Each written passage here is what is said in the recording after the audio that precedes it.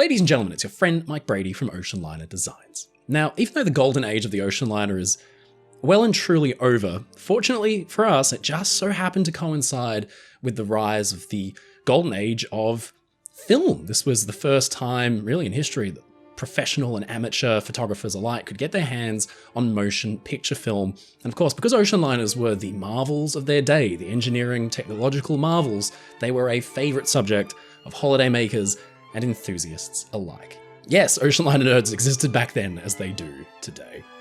And so it's left us with some really beautiful original footage of famous ships. We've already looked at some. So for example, the footage of Titanic when she was at a fitting out wharf in Belfast. It's pretty anemic compared to what we're going to look at today. So, very famously in May 1915, the Lusitania departed on her final voyage. And it was very heavily publicized because there had been warnings put out by the German embassy, essentially saying, you don't want to go on this voyage, there is a war zone, there is unrestricted submarine warfare in play. This is a bad idea. Maybe don't go on this ship if you want to make it across. Of course, a few days later, the Lusitania is sunk.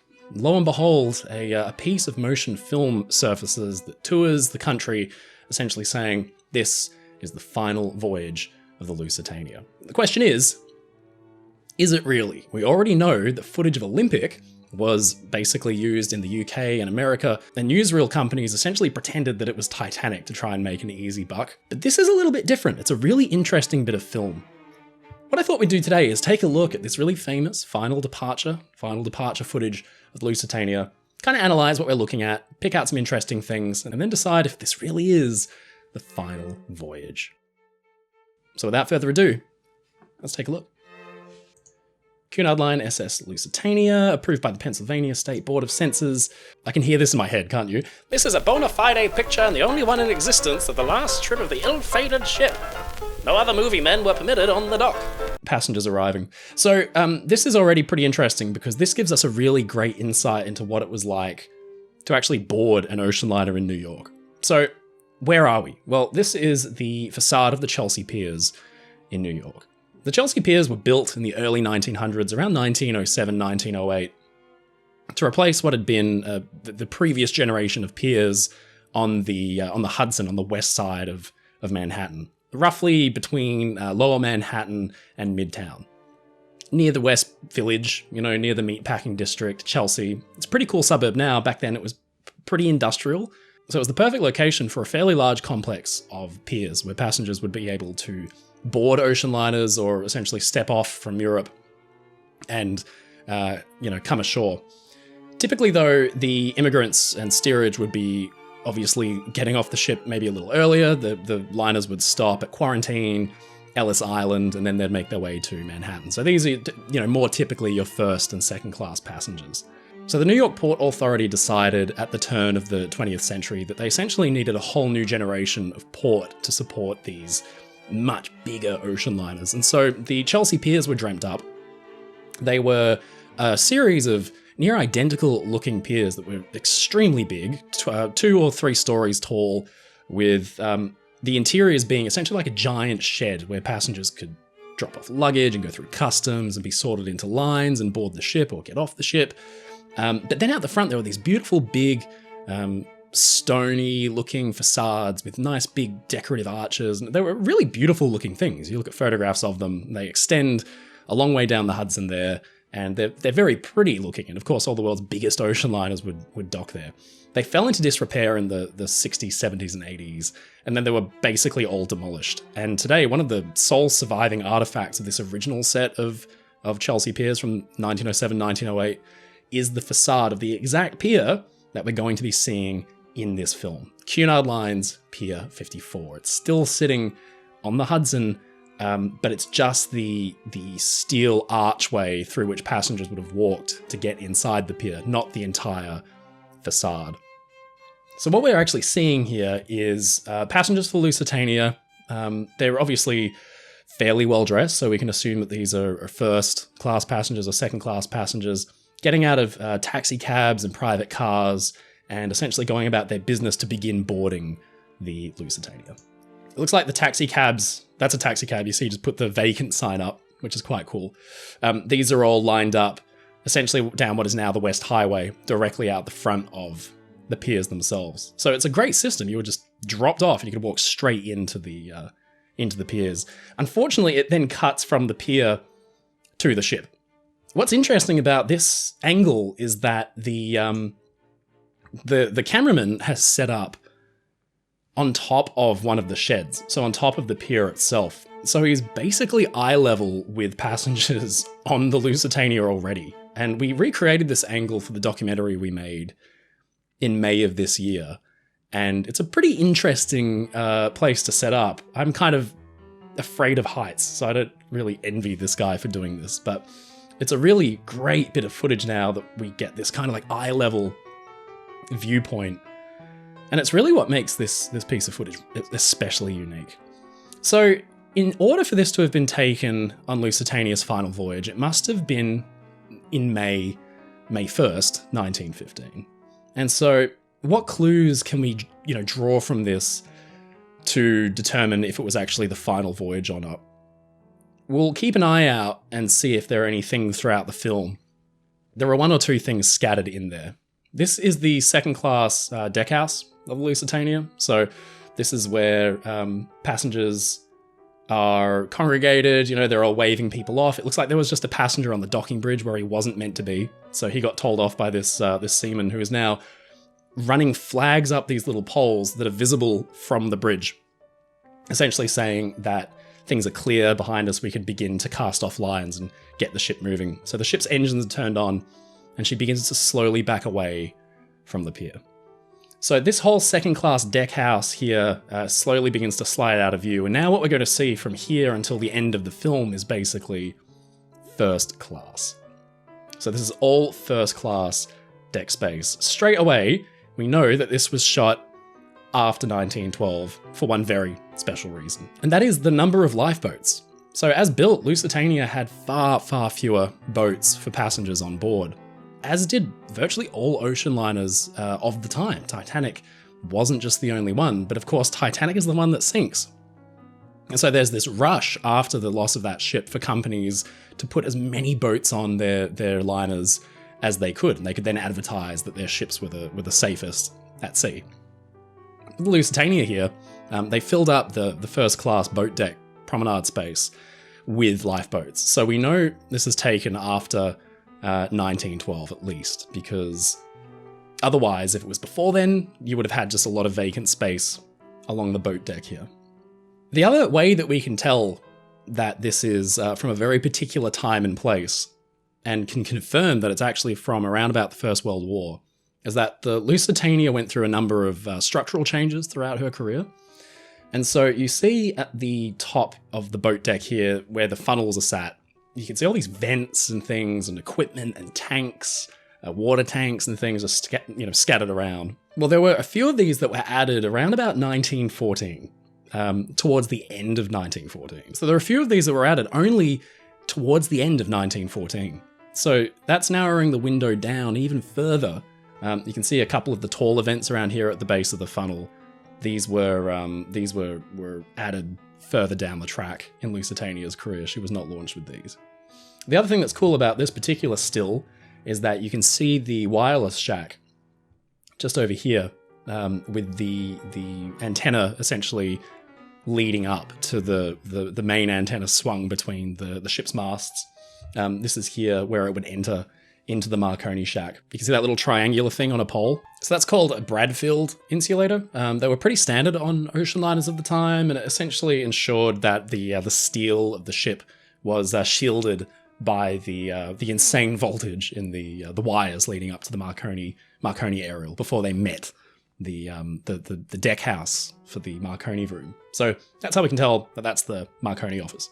The film mentions that the gentleman waving his hat is the author Elbert Hubbard, and there's a lot of debate around this because Elbert Hubbard was on Lusitania's final voyage, but he was also on previous voyages. So first of all, it's kind of hard to make out if it actually is Elbert Hubbard. There's only really one person in this film that is very definitely, obviously, somebody that we know who was aboard Lusitania, but we'll come to that in a minute. And if it is him, he was on the final voyage, but he was also on previous voyages. So it doesn't actually confirm if this is the real final film of the Lusitania's departure.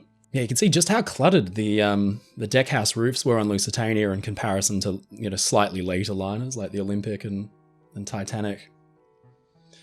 This is where we start to see somebody that we do recognize straight away. He's just got such a recognizable face and just kind of structure, and that is the Lusitania's captain, William Turner.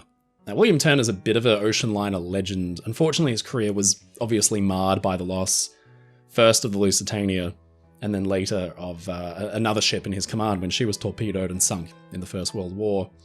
But Turner is a much misunderstood figure. A lot of books, and even actually a book that I based a previous video that I did about Lusitania and used that as a basis, and subsequently have learned that it was kind of the wrong take.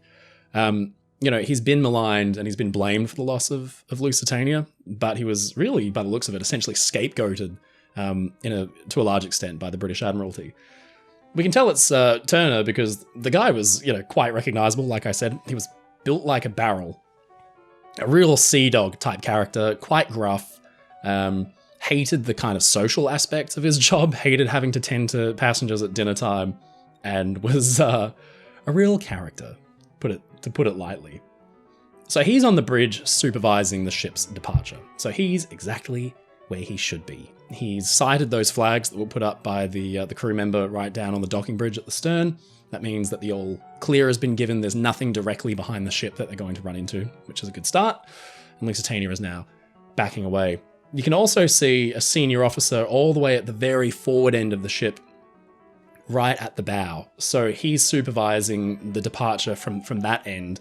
He's actually now really just got to look out for any obstacles that might impede Lusitania's progress, because he and his team up there of sailors and crew members have already done the hard bit, which is warping the ship away from the quay, letting lines go, using the equipment there, like the capstans, to bring the lines in.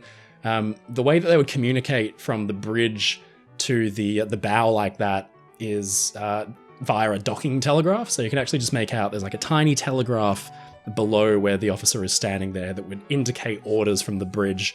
Let go let go forward lines, let go port side, let go starboard side, that kind of thing.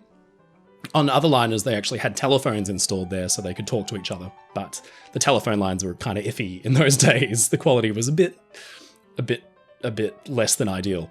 So he's overseeing all the activities going on the bow. So this gives us like a really interesting glimpse into kind of where people were at the time that the ship would be departing and the job that they were doing. So the guys at the bow just now kind of get to, take it a little bit easy, keep an eye out in case there's any obstacles, but soon it'll be the turn of the tugs to actually take Lusitania and guide her down the Hudson. This is where we begin to get a glimpse at the paint scheme of the ship, which gives us some clue as to when this might have been filmed as well, because there was a time in the First World War towards the start where Lusitania's entire upper superstructure, the white part that you can see there, was painted a medium grey colour in an effort to disguise her. And this was subsequently reversed, and she went back to mostly taking on her peacetime colours. That included a strip of colour along the superstructure here between the whiter part above and the black of the hull. And this is mostly thought to have been a kind of tan brown colour, but recently our research team for the Lusitania documentary that we did and some other things turned up some references, like period posters and pictures and things like that seem to indicate that this colour could have been a light grey. So we went with the light grey colour in our documentary just for a bit of fun, just to see if it, do something a little bit different, put the theory out there just in case.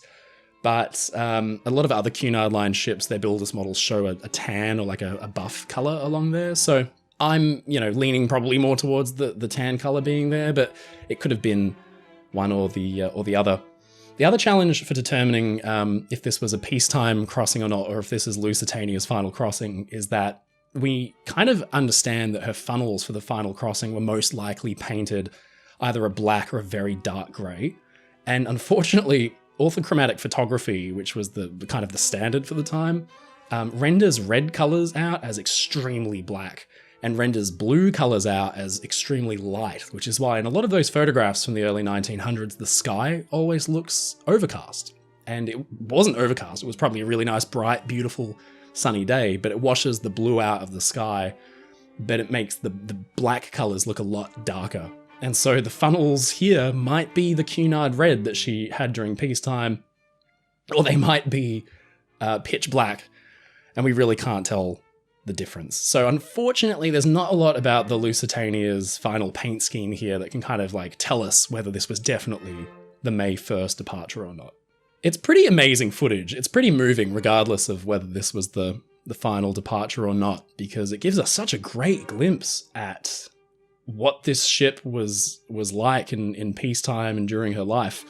I just noticed you can see that she's sitting very low in the water, because the boot topping, the white stripe that follows the ship's, the waterline is almost awash. So you can tell she's absolutely loaded with coal and passengers and cargo, and she's sitting really low in the water.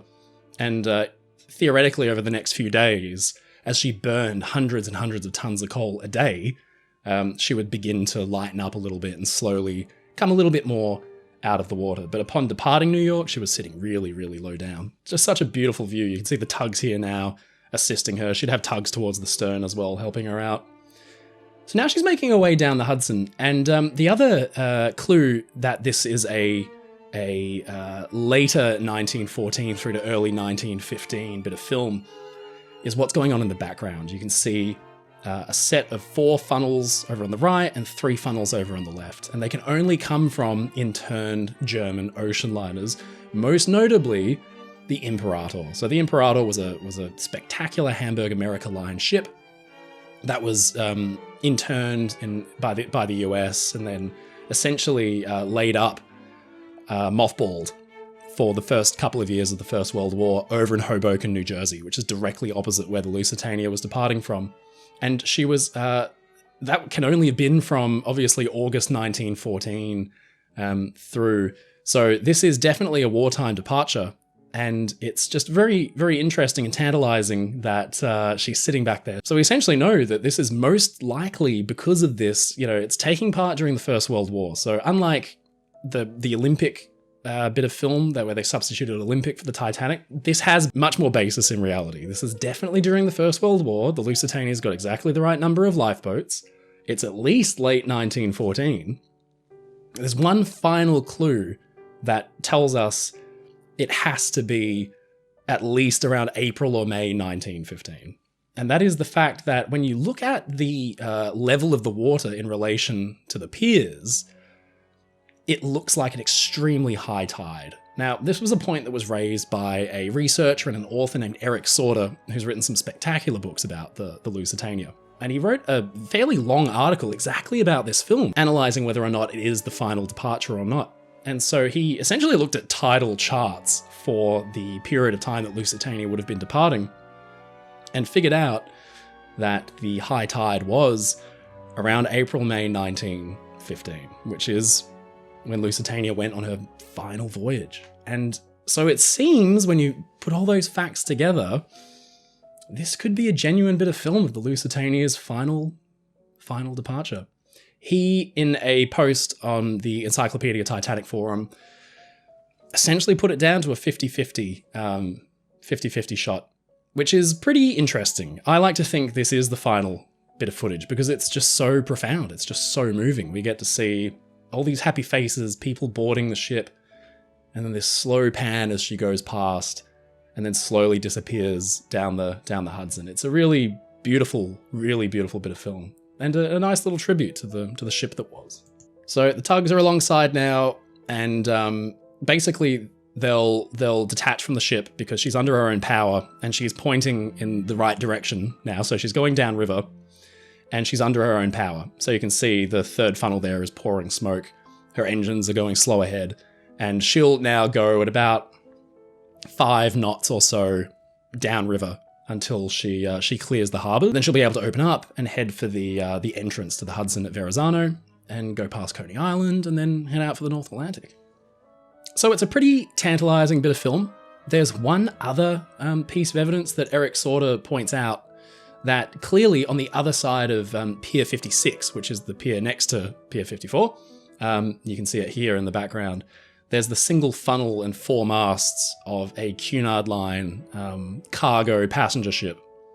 We just don't know which one it is. It's impossible to identify. If we did, we might be able to get a sense of what date this was, because we could kind of analyze where certain ships were at certain times. And we could then narrow down on whether or not this was May 1st, 1915 or not. So it's just so tantalizingly close. But I think it makes sense that this is the final voyage, partly because we know a lot of news cameramen were on the dock the day that the ship departed, because of the fact that that warning had run in the newspapers that morning. They interviewed Captain Turner. Pressmen swarmed the Cunard piers to watch Lusitania depart because of the ominous news surrounding her departure here when the warning had been issued by the German embassy. So it makes total sense that this would be the one to film. This would be the one to show, because there was so much anxiety around this exact voyage. The right captain is on board.